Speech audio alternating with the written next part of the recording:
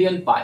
और ये बहुत लोगों को लगता ही नहीं है कि नोट है, ठीक है। बिल्कुल ये बिल्कुल ऐसा चीज है कि, और इसका मैं प्रमाण दूंगा, ऐसा मैं कुछ भी नहीं आपको ऐसे बता रहा हूँ जिसको आप खुद भी गूगल कर सकते हो। आप आज के टाइम में कोई किसी को बेवकूफ नहीं बना सकता। सब लोग आज गूगल का टाइम है, टेक्नोलॉजी का टाइम है। आप कुछ भी आपको ऐसा लगे तो आप सबसे पहले सर्च कर सकते हो, रिसर्च कर सकते हो, इस पे घूम के पता कर सकते हो, इस पे जो चीज बताया जाएगा। जी। अब ये जो नोट है ना, सबसे पहले मेरा बात का तो आपको विश्वास नहीं होगा, तो बहुत बड़े बड़े कलेक्टर को भी नहीं होता। तो आप सबसे पहले क्या करना ना, गूगल में टाइप करना इंडियन पाई विकिपीडिया। सबसे पहले विकिपीडिया खुलेगा और आपको स्टंप है ये, ठीक है, बट ये लीगल टेंडर हुआ करता है। और जो भी चीज लीगल टेंडर वो तो करेंसी, जिसके आपको एक्सचेंज वैल्यू मिलेगा वो करेंसी है, ठीक है। इसको कहा क्या जाता है, इसको इंडिया में तो इंडियन पाई कहा जाता है, ठीक है। ये जैसे भोपाल का स्टंप है और ये स्टंप आपको 1 आना का है, 1 आना 6 पैसे का है। तो ये इसके बदले आपको 1 आना 6 पैसे का सामान मिल सकता है। ये उस समय की बात है, कब का? ये 47 से पहले, 47 से पहले, 1947 से पहले की बात, आजादी से पहले की बात कर रहा हूँ। आप ये स्टंप है, लोग बोलेंगे तो स्टंप है, इसका तो लीगल टेंडर, देखने से तो स्टंप लग रहा है, स्टंप लग रहा है, ठीक है। इसको ट्रायंगुलर स्टंप भी कहते हैं क्योंकि ट्रायंगल शेप के होते हैं, ठीक है। तो इसमें से सारे स्टंप जो होते हैं ना, सारे स्टंप का लीगल टेंडर नहीं है। कुछ स्टंप जिसको कहते हैं इंडियन पाई, अच्छा, ये जो ट्रायंगुलर है ना, इसको इंडियन पाई कहते हैं, ठीक है। तो ये जो स्टंप है इसका लीगल टेंडर होता था। ये जो डिनोमिनेशन होता है हमेशा छोटा डिनोमिनेशन होता है, जैसे लाइक अनाम जो होते हैं, और ठीक है। और इसको इंडिया से बाहर क्या कहते हैं, इसको इंडिया से बाहर कहते हैं पोस्टेज करेंसी। अच्छा, पोस्टेज करेंसी ये भी एक टाइप हो गया। जो आप इंडिया का कर लिए, बांग्लादेश का आता, बर्मा का आता, टाइप करना गूगल पे, आप सीधा लिखना, आप गूगल पे इंडियन पाई विकिपीडिया, आपको सबसे पहले खुलेगा। आप उसमें आप डिटेलिंग में इसको पढ़ सकते हैं। हम आपको सोर्स बता रहे हैं। तो ये अलग अलग देश ऐसे पहले निकालते थे? हाँ, अमेरिका में है। हम तो इंडिया का इसलिए दिखा रहे ताकि इंडिया का चीज है तो आपको ज्यादा विश्वास हो, ठीक है, कि आपने उस चीज को देखा होगा, ठीक है। तो इसका एक्सचेंज वैल्यू मिलता, तो ये भी एक टाइप हो गया। इसके बाद तो खादी नोट है, जो सब मोस्टली जो कलेक्टर लोग होते हैं उन सबको पता होता है। खादी नोट ये इसको कहते हैं टोकन मनी, ठीक है। ये हो गया टोकन मनी। टोकन का मतलब क्या हो गया ना, कि आपको स्पेसिफिक चीज के बदले आपने कोई नोट है जिससे आपको सिर्फ स्पेसिफिक चीज, वही चीज मिल सकता है। जैसे ये टोकन मनी है, ये खादी नोट है, इससे सिर्फ आप खादी कपड़ा खरीद सकते हैं। इसको खादी हुंडी कहते हैं। इससे सिर्फ भारत में उस समय ये एक्चुअली 3 ही साल चला था। 52, 53, 52 से चला था, 52, 53, 54 और 55 में बंद हो गया था। अच्छा, तो करीब 3-4 साल चला था ये नोट, ठीक है। तो 3 साल ये नोट चला था और उसके बाद ये बंद हो गया था। तो ये टोकन मनी, ये सिर्फ इंडिया का ही टोकन मनी नहीं है, आप फॉरेन कंट्री का भी कर सकते हो टोकन मनी। ये हमने एक टाइप दिखाया कि ऐसा कलेक्शन आप इस ग्रुप में कर सकते हो। इसमें लिखा हुआ देखो यहाँ 1 आना 6 पाई, यहाँ ऊपर में आप पढ़ सकते हो 1 आना 6 पाई। ये कभी लीगल टेंडर हुआ करता था, क्योंकि भोपाल स्टेट का है। हाँ, भोपाल स्टेट का है, क्योंकि इसके बदले में आपको कुछ सामान मिलता था उस समय, जिस समय का ये चीज है, पोस्टेज है। ये पोस्टेज करेंसी इसको कहते हैं, जैसा कि आप देख सकते हो इंडियन पाई इसको कहते हैं। तो ये इसको भी आप पैसा ही मानो, रुपया ही मान सकते हो। और ये छोटे डिनोमिनेशन में ही हुआ करते थे एक समय, मतलब 47 के पहले, आजादी के पहले। और उसके अमेरिका और बाकी कंट्रियों में भी ऐसे आपको मिलते हैं। पोस्टेज करेंसी टाइप करोगे तो आपको इसके बारे में बहुत कुछ इन्फॉर्मेशन मिल जाएगी।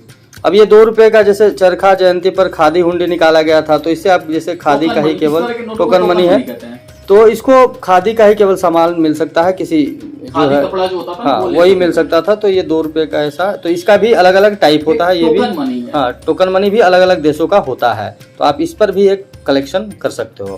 जो आपको मैं आगे बताने जा रहा हूँ, ये सब कलेक्टर लोगों को सबको पता होता है, ठीक है। ये नोट होता है रिप्लेसमेंट नोट। एक्चुअली इसको कहा जाता है रिप्लेसमेंट नोट। भारत में रिप्लेसमेंट नोट को डिनोट किया जाता है स्टार से, जिसको स्टार नोट भी कहते हैं आम भाषा में। अब ये रिप्लेसमेंट का मतलब होता है कि किसी के बदली। तो किसके बदली ये आया?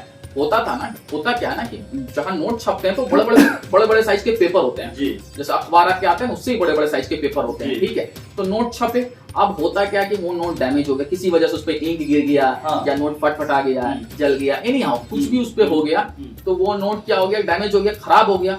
मान लीजिए 10 लाख नोट छपा, 10 लाख में 1 लाख नोट डैमेज हो गया, या 10,000 नोट समझ लो डैमेज हो गया। तो 10,000 नोट डैमेज हो गया तो उसको टैली करने में दिक्कत होता था, क्योंकि सीरियल नंबर तो चढ़ जाते थे।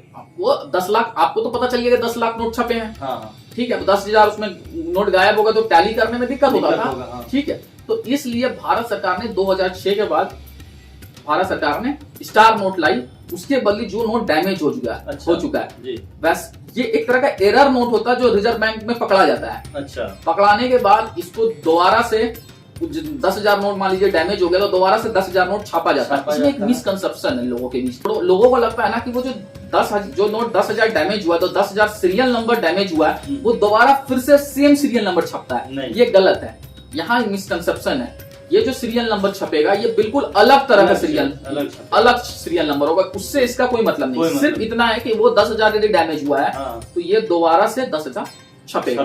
पाकिस्तान की बात करें तो उसका जो स्टार नोट है उसका नाम है जेड, वहां पे जेड लिखा रहेगा। जैसे अपना यहाँ स्टार बना हुआ उसके बीच में जेड लिखा रहता है, वहाँ स्टार ही नहीं रहेगा, वहाँ जेड रहेगा। तो जेड रहेगा तो समझ में आ जाएगा रिप्लेसमेंट नोट, वो वहाँ का रिप्लेसमेंट नोट है। अच्छा, सब कंट्री का अपना अलग कोड होता है। तो ये एक रिप्लेसमेंट नोट है, ये भी एक टाइप है। इस पे भी आदमी रिप्लेसमेंट नोट पे यूएस में भी स्टार ही लगता है, यूएस में स्टार लगता है, यूके में भी स्टार लगता है। ठीक है, बहुत सारे कंट्री में स्टार लगता है। इसका कोड आता है, आप सर्च मारोगे तो आपको सारे कंट्री का अपना अपना कोड है। तो मोस्टली आपको बड़े कंट्री स्टार यूज करते हैं, तो इंडिया ने भी स्टार यूज किया है। डेनोमिनेशन भी 1 रुपए से लेकर के आप हाँ, इसका मैंने कलेक्शन किया होगा तो आने वाले वीडियो में इनके साथ बिल्कुल देखना चाहेंगे हम लोग। इनका भी कलेक्शन है, स्टार नोटों का बहुत अच्छे कलेक्शन करके रखे, वो भी मैं आपको किसी न किसी वीडियो में। इसके बाद आता है कॉमरेटिव नोट, और बहुत खास चीज है कॉमरेटिव नोट। इसमें एक्चुअली कॉमरेटिव मतलब हो गया सेरेमनी, ठीक है, स्मारक नोट। हाँ, जैसे अमृत महोत्सव का ही अभी निकला है, अमृत महोत्सव का निकला है, सेरेमनी है, तो सेरेमनी है, तो उस पे आपको तो उसी तरह भारत में आपको कॉइन तो बहुत देखने को मिल जाएंगे, कॉमरेटिव कॉइन, बट कॉमरेटिव नोट देखने को नहीं मिलेगा। सिर्फ आपको एक बार छपा था कॉमरेटिव नोट, वो 69 में छपा था, 1969 में छपा था। और उस नोट का पहचान है कि उस नोट के पीछे आपको गांधी जी का 100 बर्थडे पे वो नोट छपा गया था। अपने यहाँ तो सिर्फ भारत में सिर्फ आपको कॉमरेटिव नोट की बात करो तो सिर्फ महात्मा गांधी का ही तस्वीर के साथ छपा हुआ था 69 में, एक बार और लास्ट बार, उसके बाद कभी नहीं छपा। बट आप फॉरेन कंट्री में जाओगे तो आपको बहुत सारे साइंटिस्ट पे या बड़े बड़े लीडर के फेस पे वो नोट आपको मिलेगा, नोट के ऊपर उनका तस्वीर रहेगा, कॉमरेटिव नोट। ठीक है, तो ये भी एक टाइप हो गया, जैसे रिप्लेसमेंट नोट हो गया एक टाइप, उसी तरह कॉमरेटिव नोट भी एक टाइप हो गया। अब भारत में तो पांच ही नोट है, ठीक है, बट बहुत सारे कंट्री में आपको यूके में आप जाओगे, ठीक है, तो वहां पे आपको वैरायटी ऑफ कॉमरेटिव नोट का थीम पे कलेक्शन किया जा सकता है। ठीक है, उसके बाद आ गया फोल्डर नोट। इसको ये एक तरह का कॉमरेटिव नोट ही होता है, ये एक तरह का श्रीलंका का नोट है, ठीक है, ये एक तरह का कॉमरेटिव नोट ही है, ठीक है, ये श्रीलंका का नोट हो गया।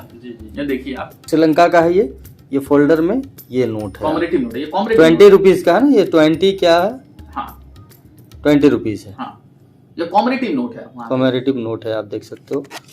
इसका पूरा डिटेल अगर बात करें तो ये इसका बैक साइड है। या ऐसा समझो कि फोल्डर नोट का ही आपको इसके अंदर कॉमरेटिव नोट, बाहर से कॉमरेटिव नोट आता है, इसमें फोल्डर के अंदर आता है, उसको फोल्डर नोट भी कहते हैं। और भारत के जो कमेमोरेटिव नोट होते थे वो देखो, जैसा कि आप देख रहे हो, ये 5 रुपए का नोट है, ये महात्मा गांधी जी का चित्र आपको दिखाई दे रहा होगा, पीछे में महात्मा गांधी जी का चित्र है। और ये BN आदरकर साहब के समय का 1969 में जो है उस तरह का कमेमोरेटिव नोट निकाला गया था। तो ये 1 रुपये, 2 रुपये, 5 रुपये, 10 रुपये और 100 रुपये में ऐसे नोट निकाले जाते थे। तो इसका भी आप कलेक्शन कर सकते हो एक ग्रुप बना करके। एक टाइप का नोट होता था ओवर प्रिंट नोट। अब ओवर प्रिंट का मतलब होता है जो नोट के ऊपर प्रिंट किया, ओवर का मतलब होता है उसके ऊपर जी।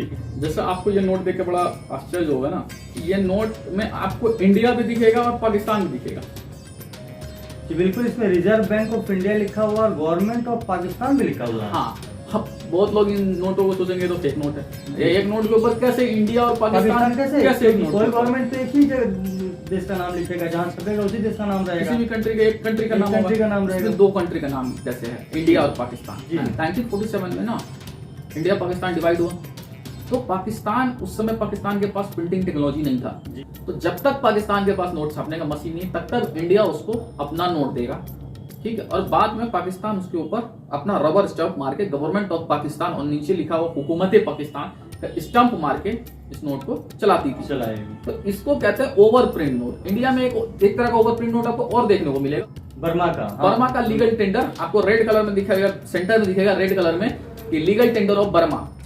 बर्मा का नोट आप स्क्रीन पर देख सकते हो, जैसा कि स्क्रीन पर देख रहे हो ये बर्मा का नोट ही है। इसी को जैसा कि आप ये प्रिंटिंग देख रहे हो, मोहर मारा हुआ देख रहे हो, ये भारत में छपा हुआ नोट है, लेकिन बर्मा इसको चलाता था। ये आप जैसा कि सिंक इंक से जो है वो प्रिंटिंग दिखाई दे रहा है आपको, वो स्क्रीन पर आप देख सकते हो।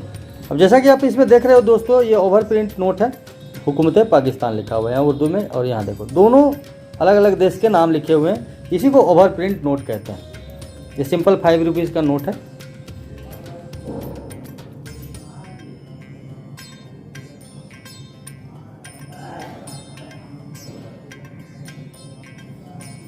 अब ये जो नोट है ना, इसके ऊपर प्रॉमिसरी टेक्स्ट नहीं लिखा हुआ है, ठीक है, प्रॉमिसरी टेक्स्ट नहीं लिखा हुआ है, तो ये प्रॉमिसरी नोट नहीं है, ठीक। और ये बिगिनिंग स्टेज था, नोट का बिगिनिंग स्टेज था, उस समय नोट बिल्कुल आए थे, ठीक है। और ये नोट को आपको, ये नोट बिल्कुल उस समय आए हुए थे, इसको कहते हैं ट्रेजरी नोट या टी नोट। ये सबसे पहले निकला था अमेरिका में, ठीक है, अमेरिका ने सबसे पहले इसको निकाला था। अच्छा। हाँ, उस समय नोट हुआ ही नहीं करता था। अच्छा। जब ये नोट निकला था ना, तभी ये हुआ ही नहीं करता, बॉन्ड की तरह है। इसमें आपको एक पढ़ने मिलेगा, इंटरेस्ट 4 रुपये एनुअली, आपको सालाना इसके ऊपर 100 रुपया का नोट है, आपको 1 साल के बाद 104 रुपया मिलेगा। अच्छा, अगला साल इसको आपको फिर 4 रुपये बढ़कर मिलेगा, बॉन्ड की तरह है, बॉन्ड की तरह है ये नोट हम पहले दिखा चुके हैं आपको।